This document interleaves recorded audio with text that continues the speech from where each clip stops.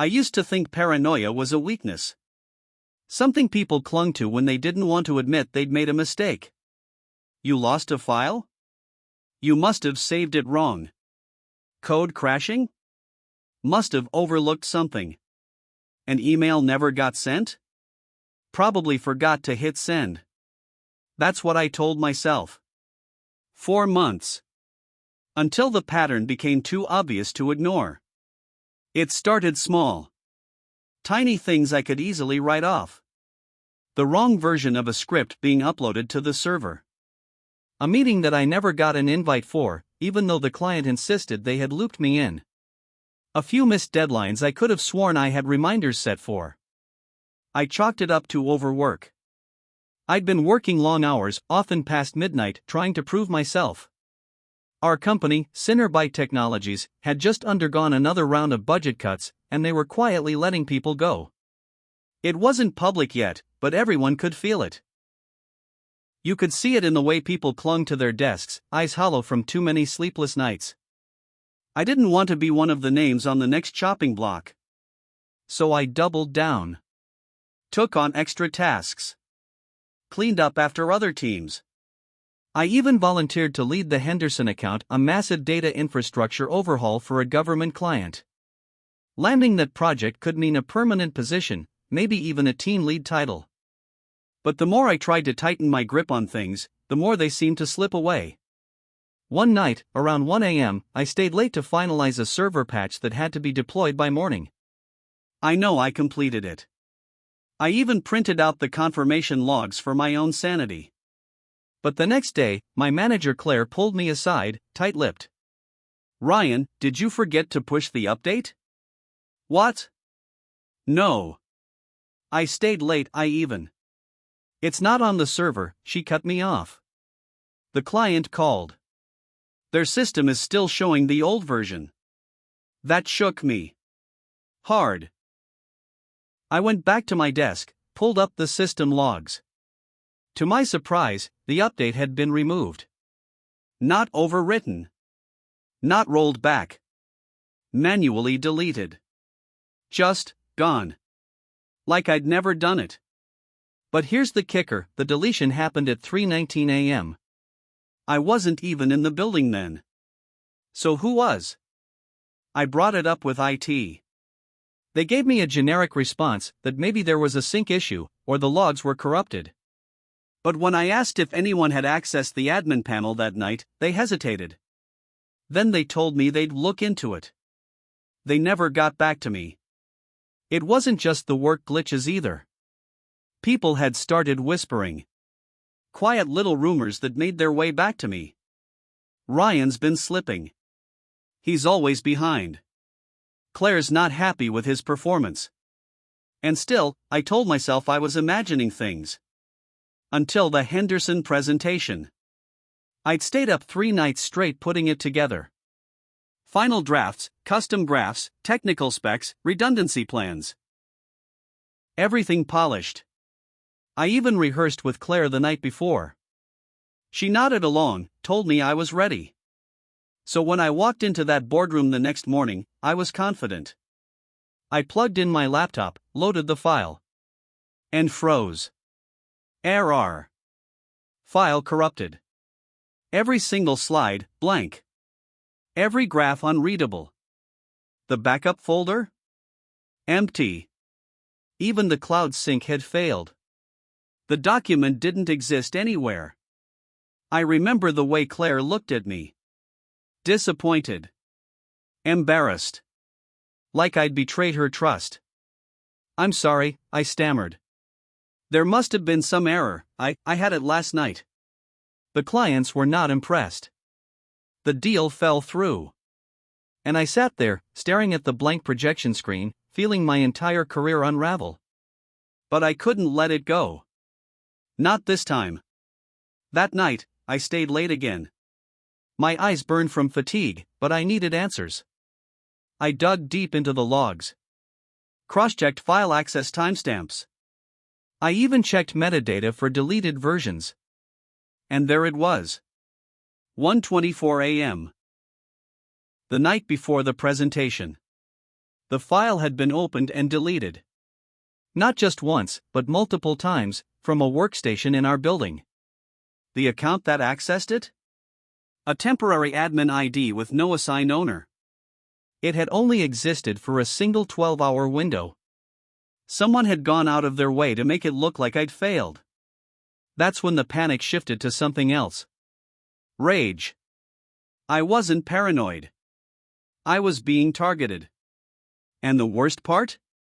I had a strong suspicion who was behind it. But I wasn't ready to accuse anyone. Not yet.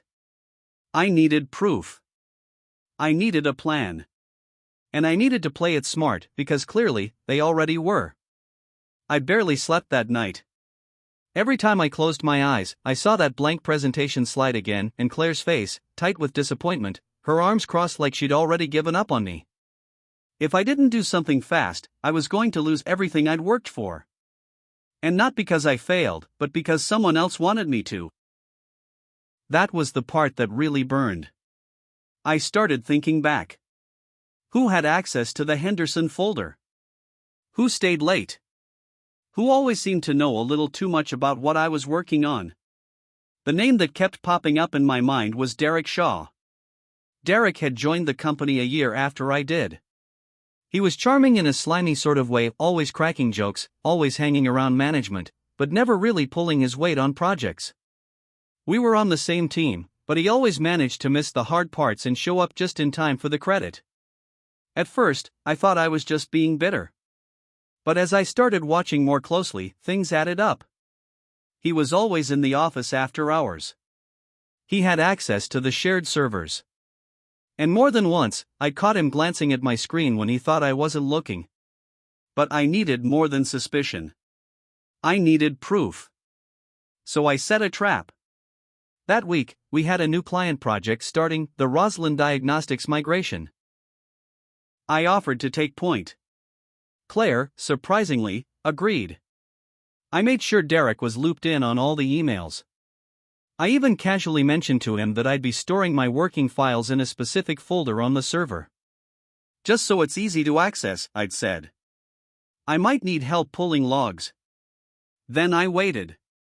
For 3 days, I did real work, but in a decoy folder. I created fake drafts. Planted errors. Sent myself bogus reminder notes. All while working on the actual deliverable offline, on a USB drive I never plugged into my work machine. On the 4th day, it happened. I logged into the decoy folder and saw the timestamp, accessed at 2:03 a.m. The fake draft had been modified. Slightly, just enough to introduce bugs. The file name had been changed by a few characters, too likely to cause a sync error or overwrite the final version later. That was it. Caught. Red-handed. Now I just needed to link the access to Derek. I went to IT, told them I suspected someone had been messing with my files. I was vague, didn't name names. Just said I needed the access logs for that folder, during a very specific time window. The guy at IT, Marcus, raised an eyebrow. Why? Because someone's trying to get me fired, I said. He looked at me for a moment, then nodded. Okay. You didn't hear this from me. 20 minutes later, he emailed me the logs. And there it was. User ID, dshaw_23. Workstation, floor 5, terminal 17. Login time, 2:01 a.m. Access/shared/clients/roslyn_diagnostics/drafts/. Modified, proposal_v2_final_draft.pptx. My heart pounded. I had him. But I knew if I just ran to HR or Claire now, Derek would deny it. Say he was trying to help, or that I misunderstood. He was too smooth to go down without a fight. So I decided to corner him myself. It was a Friday afternoon when I walked into the break room and found Derek sipping coffee like he didn't have a care in the world. "Hey man," I said casually, leaning against the counter. He looked up, smiled that fake, teeth-to-white smile. "Ryan. You good?" "I am now," I said. Hey, random question, you ever work on the Roslyn draft late at night? He blinked. Just a little too slow. No. Why? I just saw some edits in the file.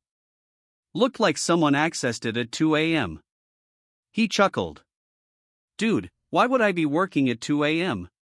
I smiled. Yeah. That's what I thought. You should be more careful, Derek. His face twitched. The kind of twitch people make when they realize they've just stepped in something deep. I didn't say anything else. Just walked away. Let him stew. Let him wonder how much I knew. Because next week? I was going to bring all of it, the logs, the manipulated files, the proof, straight to Claire. And if that didn't work?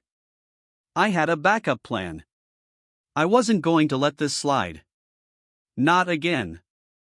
I'd like to say I walked into Claire's office like a hero. Head high, evidence in hand, ready to expose the snake in the grass. But the truth is, my hands were shaking. Because this wasn't just about Derek anymore. The deeper I dug, the more things didn't add up, and the more I realized Derek might not have been working alone. It was Monday morning. I waited until after our team stand-up, then knocked on Claire's office door. She looked up from her laptop, surprised. Ryan? Everything okay? I stepped in, closed the door behind me. I need to show you something. She gave me a curious look but motioned for me to sit. I laid it all out, the file access logs, the timestamps, the screenshots, even the dummy project I'd set up. Claire's face remained unreadable as I spoke. No interruptions. No sighs. Just that same managerial neutrality she always wore like armor. When I was done, I handed her a printout of the log file, Derek's name circled in red ink. She stared at it for a long time. Finally, she looked up. You're absolutely sure? I triple-checked. The files were manipulated. At 2 a.m. No one should have been in that system. Derek had no reason to touch them. And this isn't the first time something's been sabotaged. You said yourself I've been slipping. But I haven't. Someone made it look like I was. She leaned back in her chair, arms crossed. I believe you, she said. That caught me off guard. I had expected a fight. But... She let out a breath. But Derek's not the one who pitched the Henderson project to me, she said. You remember that meeting I had with senior management a few months back? I nodded. Well, Derek was in there too. He told them he'd been mentoring you. That the Henderson proposal had been his idea, and he was just helping you execute it. Said you weren't ready for client-facing leadership. I felt my jaw tighten. That's not true. I know that now, Claire said. But at the time, it explained why your work started to fall apart. And when the presentation failed. You believed him. She nodded, slowly.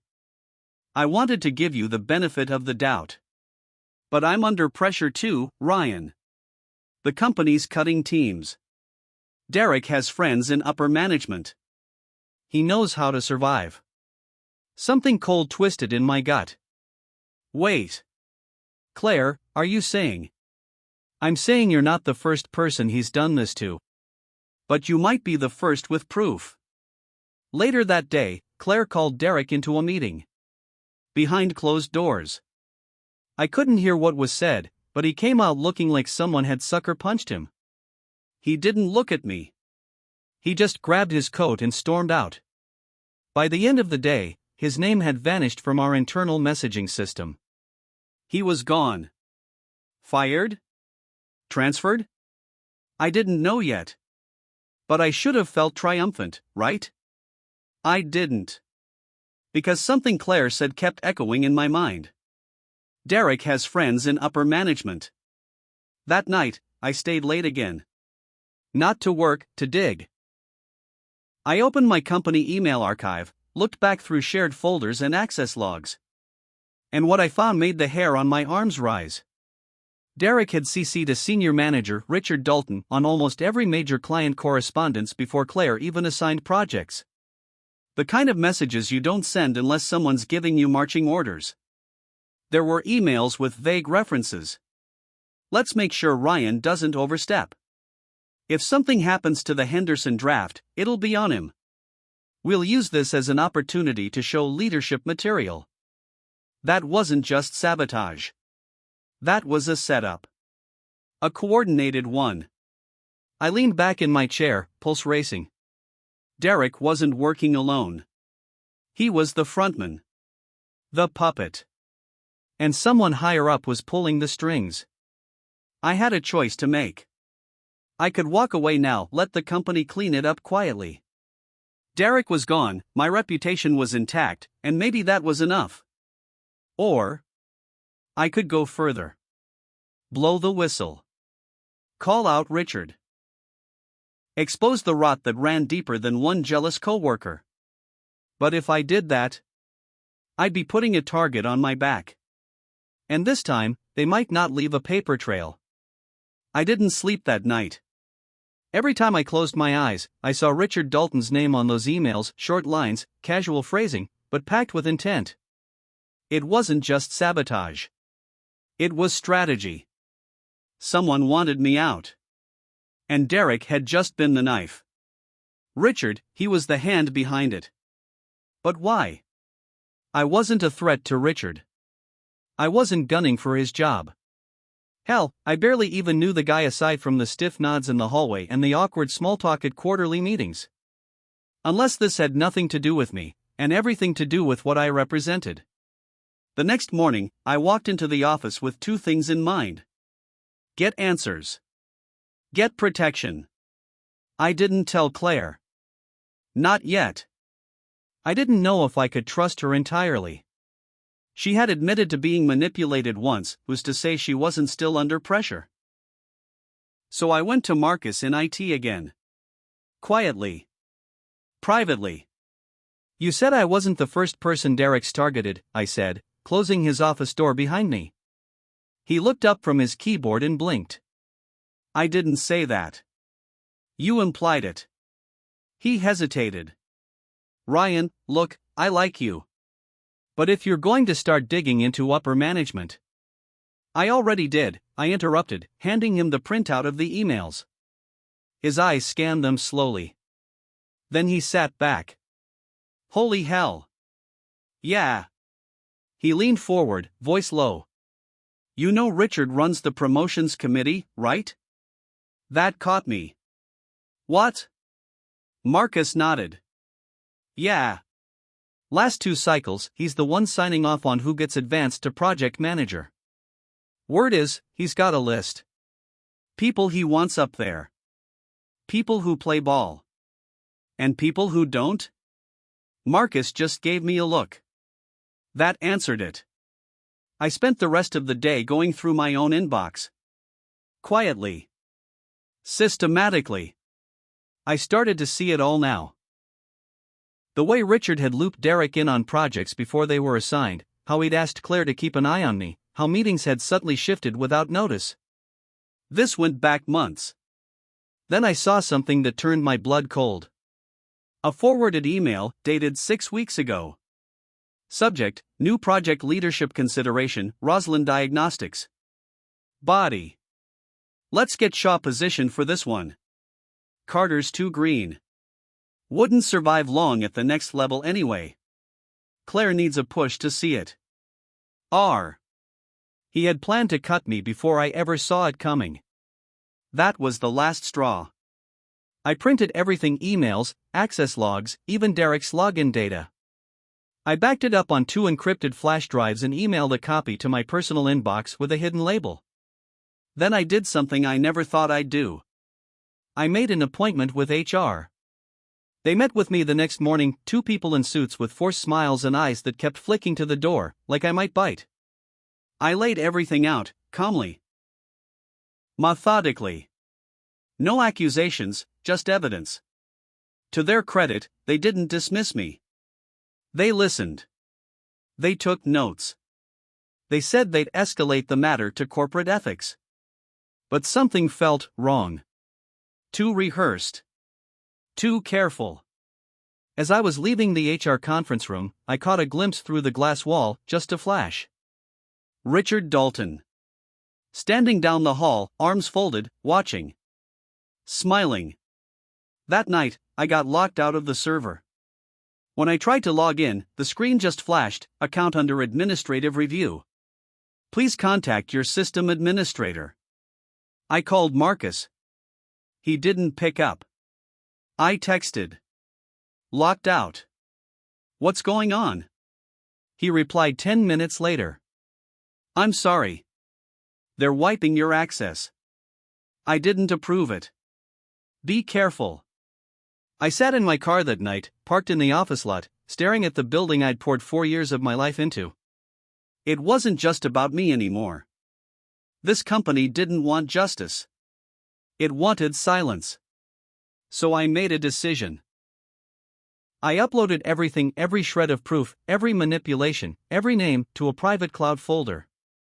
Then I drafted an anonymous email. To Claire. To corporate legal. And to a tech journalist I followed on Twitter who specialized in whistleblower stories. The subject line read: Internal sabotage and corporate corruption, Cinnabyte Technologies. And then I hit send. For the first time in months, I slept like a rock. Because if they were going to burn my name to the ground, I was going to make damn sure there's burn with it. For a moment, just a moment, I thought no one saw it.